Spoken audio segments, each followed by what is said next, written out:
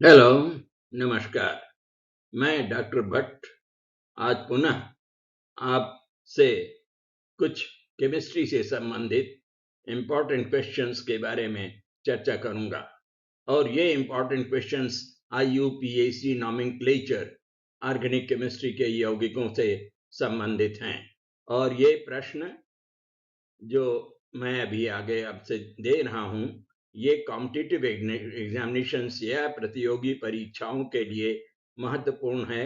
साथ ही साथ जो नियमित विद्यार्थी हैं उनके लिए भी अति उपयोगी होगा। कृपया ध्यान दें। अब जैसे ये एक प्रश्न है यहाँ पर, IUPAC name of the following compound is.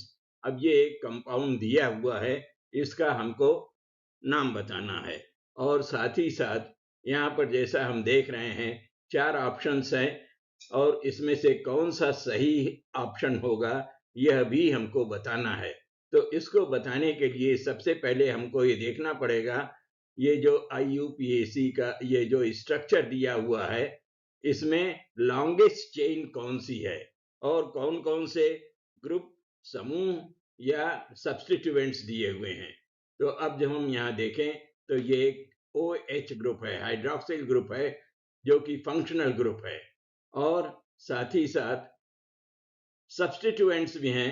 एक तो ब्रोमो ग्रुप है और दूसरा क्लोरो ग्रुप है और इतना ही नहीं, अगर हम देखें तो एक मिथाइल ग्रुप भी यहाँ पर है।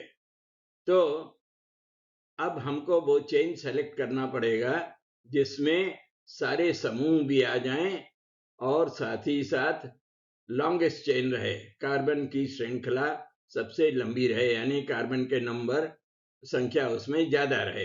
अब इस तरह से अगर देखा जाए तो इसमें तो एक चेन ये बन रही है और एक ये लंबी चेन है, तो वो चेन सेलेक्ट करना पड़ेगा लॉन्गेस्ट चेन जिसमें कि हाइड्रोक्सिल ग्रुप भी आ जाए, ब्रोमो, मिथाइल और क्लोरो ग्रुप भी आ जाए। तो इस तरह से हम देखते हैं कि ये लॉन्गेस्ट चेन ये है और इसमें हमको प्रत्येक कार्बन को संख्याबद्ध करना होगा, नंबर देना होगा। लेकिन नंबर किस तरफ से दें, ब्रोमीन की तरफ से या क्लोरीन की तरफ से? इसके लिए जरूरी ये है हम ये ध्यान दें कि अल्फाबेटिकल ऑर्डर ही हमको फॉलो करना होगा। ब्रोमीन चूंकि अल्फाबेटिकली पहले आता है इसलिए इसको हम नंबर 1 कहेंगे, वो कार्बन जिससे कि ब्रोमीन संयुक्त है। फिर उसके बाद आगे बढ़ते चले जाएं तो अलग अलग कार्बन को हम इस प्रकार से जैसे कि दर्शा रहे हैं नंबर क्रिया। अब आप देखिए इसका अगर हम अध्ययन करें तो हाइड्रोक्सी ग्रुप जिसको कि हम कहेंगे ऑल, ये तीसरे कार्बन से अटैच्ड है। तो ऑप्शन अगर देखा जाए तो 3 ऑल यहाँ है और एक 3 ऑल यहाँ है।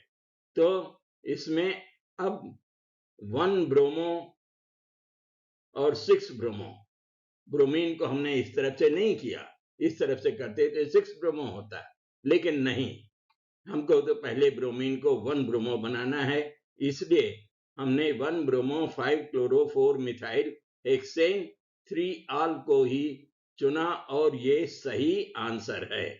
तो इस प्रकार से हम ऐसे यौगिकों का नामकरण बड़ी सरलता से कर सकते हैं। कृपया ध्यान दें, ये प्रतियोगी परीक्षा में आ चुका है। और दूसरा एक और कंपाउंड है जिसके बारे में हमें केवल इतना बताना है कि ये इस कंपाउंड का नाम क्या है। तो अब आप देखिए यहाँ पर अगर हम देखें तो ये जो भी यौगिक है, स्ट्रक्चर है, इसके 2 हिस्से हैं। एक तो ये ट्रायंगुलर शेप है जिसमें ऑक्सीजन लगा हुआ, ऑक्सीजन का परमाणु, और दूसरे ये हेक्सागन है। तो हम ये कहेंगे the structure consist of 2 parts, और ये जो ग्रुप है ट्रायंगुलर जिसमें कि ऑक्सीजन है जिसको हम बोलते हैं एपॉक्सी ग्रुप, और दूसरा है साइक्लोहेक्सेन। तो ये एपॉक्सी ग्रुप है और इधर ये साइक्लोहेक्सेन है और इस एपॉक्सी ग्रुप को हम एक फंक्शनल ग्रुप की तरह हम मानेंगे और इसको हम बोलते हैं ऑक्सीडेन ऑल्सो, इसलिए इसका हम नंबर पहले करेंगे क्योंकि ये फंक्शनल ग्रुप है। और फिर चूंकि यहाँ पर एक डबल बॉन्ड है इसलिए हमने इसको भी प्राथमिकता दी है। हमने इसको यहाँ से नंबर 1 किया, 2, 3, 4 और ये 6। तो अब इस तरह से ये हो गया 1 एपॉक्सी 3,5 साइक्लोहेक्साडाइन। क्योंकि तीसरे और पांचवें पोजीशन पर डबल बॉन्ड है, इसलिए हम कहेंगे 3,5 साइक्लोहेक्साडाइन। तो ये इसका सही उत्तर हुआ। अब यहीं पर हमको ये जानना जरूरी है कि ये एपॉक्सी ग्रुप क्या है, एपॉक्साइड क्या होता है। इसके बारे में थोड़ी सी पॉइंट्स मैं आपको दे रहा हूं कि ये एपॉक्सी ग्रुप अस्थाई ग्रुप होता है, यद्यपि फंक्शनल ग्रुप की तरह है, but it is used as a important intermediate in many synthetic compounds. तो ये 3 मेंबर्ड रिंग है, ये स्ट्रेन में रहता है, ये एक तरह के तनाव में रहता है और अभिक्रियाओं में, रासायनिक अभिक्रियाओं में ये इसको यूज करते हैं इंटरमीडिएट के रूप में। और इपॉक्सी ग्रुप क्या होता है, ऑक्सीरेन किसे कहते हैं, वो इस तरह से दिया गया है। ये देखिए, ये इपॉक्सी ग्रुप है, ट्रायंगुलर है, ये कार्बन है, दूसरा कार्बन है और ऑक्सीजन यहाँ लगा हुआ है। अब ये जो ट्रायंगल है, रिंग तो है बट इट इज ट्रायंगुलर, तो ये एक तरह के स्ट्रेन में है जो कि इसको अस्थाई बनाता है और इसी कारण से इसको हम इंटरमीडिएट के रूप में विभिन्न अभिक्रियाओं में इस्तेमाल करते हैं। तो कृपया ध्यान दें, इसके बारे में हम आगे और अधिक पढ़ेंगे और इपॉक्सी इथेन या ऑक्सीरेन क्या होता है ये हम बता सकते हैं। वैसे तो ये 1,2